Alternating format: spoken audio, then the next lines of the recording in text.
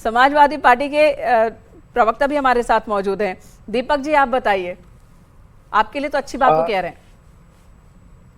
ऐसा कि समाजवादी पार्टी ने सदैव रायबरेली और अमेठी सीट कांग्रेस पार्टी के लिए सदैव छोड़ी, चाहे मेरा अलायंस रहा हो या ना रहा हो। लेकिन आज की तारीख में तो हमारा इंडिया गठबंधन में कांग्रेस पार्टी का हमारा अलायंस है। जाहिर सी बात है कि बूथ से लेकर के, सभाओं से लेकर के, स्ट्रेटजी से लेकर के, सब में समाजवादी पार्टी के एक एक नेता, एक एक कार्यकर्ता वहां पे मजबूती के साथ लगा था। और अभी आप पूछ दी कि सरकार बनाने में अगर जरूरत पड़ेगी, देखिए समाजवादी पार्टी और खास इंडिया ब्लॉक जो है तोड़फोड़ में विश्वास नहीं करती है। लेकिन अगर किसी दल का हृदय परिवर्तन हो रहा है और अगर वो आना चाहता है इंडिया गठबंधन को, इंडिया ब्लॉक को मजबूत करने के लिए, तो उसका इधर देखिए बड़ी खबर, टीडीपी प्रमुख से बात की है प्रधानमंत्री नरेंद्र मोदी ने। टीडीपी प्रमुख चंद्रबाबू नायडू से पीएम मोदी ने बात की है। थोड़ी देर पहले इंडिया गठबंधन की ओर से ये संकेत दिए जा रहे थे कि हम जेडीयू और टीडीपी से बात करेंगे। जो रुझान और जिस तरह की तस्वीर बनती दिख रही है, कहीं ना कहीं इंडिया गठबंधन ने संकेत देने की कोशिश की थी कि हम बात करेंगे एनडीए के घटक दलों से और अगर उनमें से कुछ आते हैं हमारे साथ तो हम मिलकर सरकार बनाएंगे। इस तरह के संकेत इंडिया गठबंधन ने देने की कोशिश की थी। लेकिन इस बीच पीएम मोदी ने बात की है, चंद्रबाबू नायडू से टीडीपी प्रमुख से बात की है प्रधानमंत्री ने। यही मेन का एक चीज हम देख रहे थे, अभी किसी से बातचीत कर रहे थे किसी नेता के साथ, हमारे सहयोगी, तो उन्होंने कहा कि हम अभी तक आपको क्यों बताएं, हम किन किन घटक दलों के साथ बात करने वाले हैं, हम क्यों बताएं आपको, क्योंकि हमारी स्ट्रेटेजी को पहले ही बीजेपी चुरा लेगी। और यहाँ पर प्रधानमंत्री नरेंद्र मोदी ने जो टीडीपी से बातचीत की है उसके बाद कुछ इसी तरह का नजर आ रहा है। जी हाँ, तो पहले ही संकेत प्रधानमंत्री ने दे दिए थे और टीडीपी के चंद्रबाबू नायडू से पीएम मोदी ने फोन पर बात कर ली है। तो अब इसका असर देखिए लगाया जा सकता है, इसका अंदाजा लगाया जा सकता है कि इसका असर क्या होगा। प्रधानमंत्री मोदी ने चंद्रबाबू नायडू से बात की है। आनंद जी, बातचीत का सिलसिला शुरू हो गया।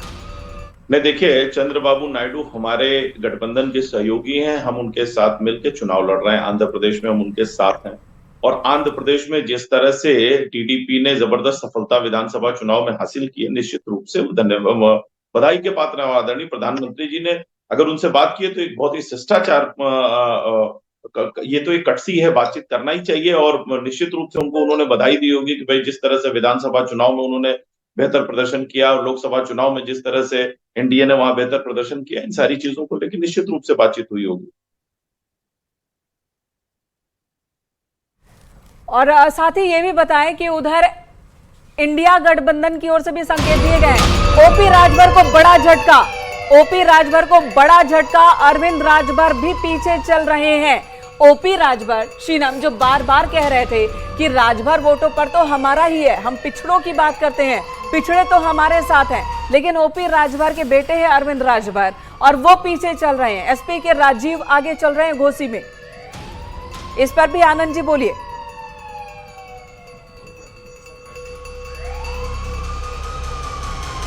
आनंद जी, आ रहे हैं वो हमारे अनुमान के, हमारे उम्मीदों के विपरीत।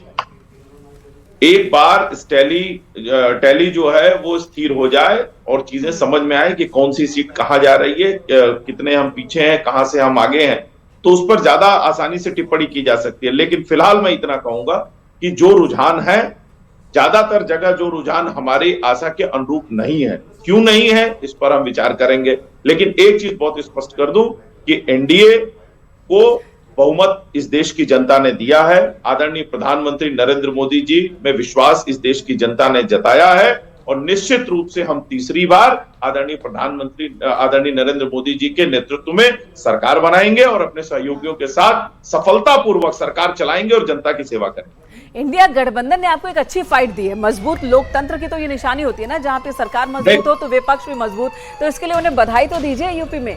नहीं, निश्चित रूप से मैंने तो पहले ही आपके साथ में जब बैठा तो मैंने दीपक रंजन जी को बधाई दी कि भाई आपने अच्छी लड़ाई लड़ी, आप अच्छा कर रहे हैं, एक सकारात्मक विपक्ष की भूमिका निभाइए। अगर आपने शायद ये काम पहले किया होता तो ये इतनी दुर्गति आपको 2014, 19, 22 में नहीं झेलनी पड़ती। लेकिन ठीक है, यदि आप जनता ने आप पर कहीं कुछ सीटों पर, कुछ इलाकों में अगर आप पे भरोसा जताया है, ठीक है, उस भरोसे पर कायम रहिए और उसको तो हमारे साथ भारतीय जनता पार्टी के प्रवक्ता और समाजवादी के प्रवक्ता तो जुड़े ही हुए हैं, लेकिन हमारे साथ सौरभ दुबे जी भी जुड़ गए हैं। हमारे गेस्ट का स्वागत।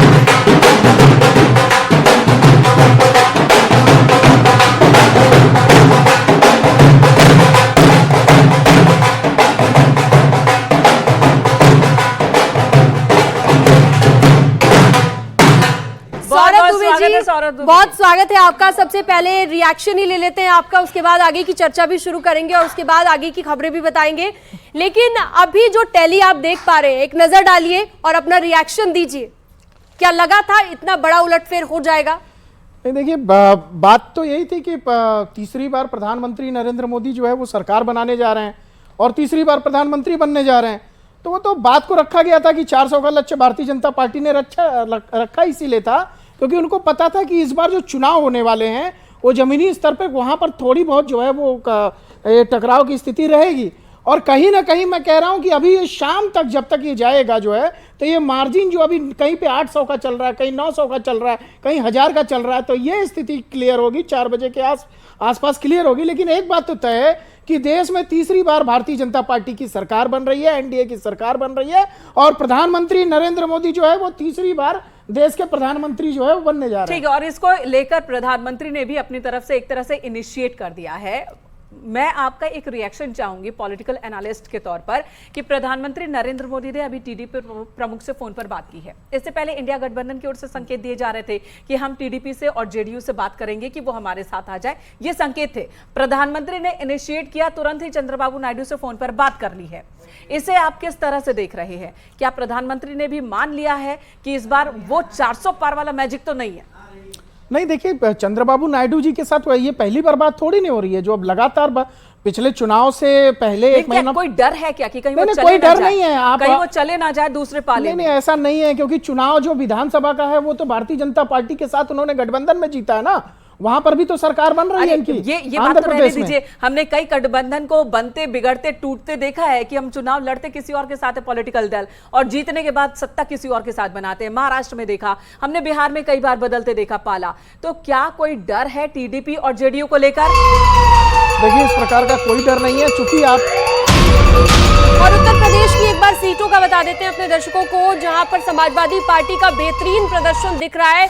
यूपी में बीजेपी जबकि 32 सीटों पर, जबकि समाजवादी पार्टी 37 सीटों पर आगे चल रही है। तो बेहतरीन प्रदर्शन ये अखिलेश यादव का माना जा रहा है। क्या क्या वो फैक्टर्स लगते हैं आपको सौरभ जी, जिसके चलते समाजवादी पार्टी इतना बेहतर प्रदर्शन कर पाई, इतना बड़ा मार्जिन अभी चल रहा है? देखिए, समाजवादी पार्टी पे मैं आ रहा हूँ, इनका नायडू जी चंद्रबाबू जी वाला जवाब दे दूं मैं उसमें कि निश्चित रूप से देखिए जो सरकार बनने जा रही है उसमें जो गठबंधन के साथी हैं वो इस बार महत्वपूर्ण भूमिका में रहेंगे। ईमानदारी से इसको सबको स्वीकार करना चाहिए।